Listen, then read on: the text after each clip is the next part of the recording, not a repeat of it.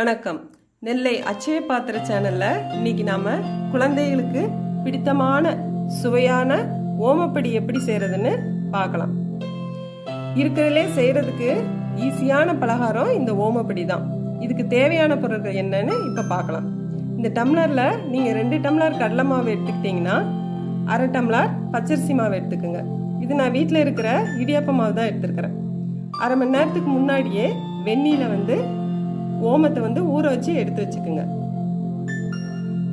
1/2 spoon மிளகாய் தூள், 1/4 teaspoon மஞ்சத்தூள், 1/4 டீஸ்பூன் பெருங்காயத்தூள், உப்பு தேவைக்கேற்ப, கருவேப்பிலை கொஞ்சம். இப்போ நம்ம ஓமப்படி செய்ய ஆரம்பிக்கலாம். ஒரு அகலமான பாத்திரத்தில் நம்ம எடுத்து வச்சிருக்கிற கடலை மாவு, பச்சரிசி மாவு, மிளகாய்த்தூள், மஞ்சத்தூள், பெருங்காயத்தூள், உப்பு எல்லாத்தையும் சேர்த்து நல்லா கலந்து விட்டுக்குங்க. இந்த சமயத்தில் நம்ம சூடான எண்ணெய் இல்லைன்னா வெண்ணெய் போடலாம். நான் 1/2 டீஸ்பூன் நெய் போட்டிருக்கிறேன். இதையும் சேர்த்து நல்லா கலந்து விட்டுக்குங்க. இப்போ நம்ம ஊற வச்சு எடுத்து வச்சிருக்கிற ஓமத்தை வடிகட்டில் வச்சு வடித்து ஊற்றிக்குங்க.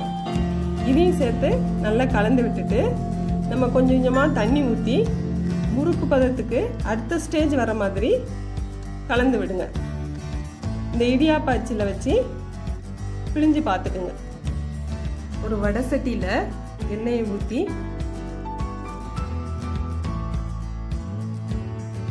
அது நல்லா காஞ்சதுக்கப்புறம் நம்ம ஃப்ளேமை மீடியம் சைஸில் வச்சுக்கோங்க.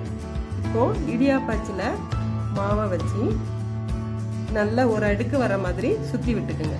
இதோட ஜாஸ்தியாக சுற்றினா வேகாது. இப்போ ஒரு சைடு வெந்ததுக்கப்புறம் நம்ம இது மாதிரி 2 கரண்டி வச்சு திருப்பி விட்டுக்குங்க.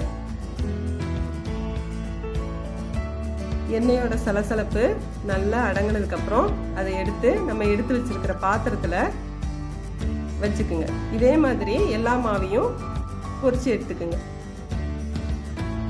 நம்ம எடுத்து வச்சிருக்கிற கருவேப்பிலையும் கரண்டியில் வச்சு பொரிச்சு எடுத்து அது மேலே வச்சு நல்லா அழுத்தி விட்டு கலந்து விடுங்க.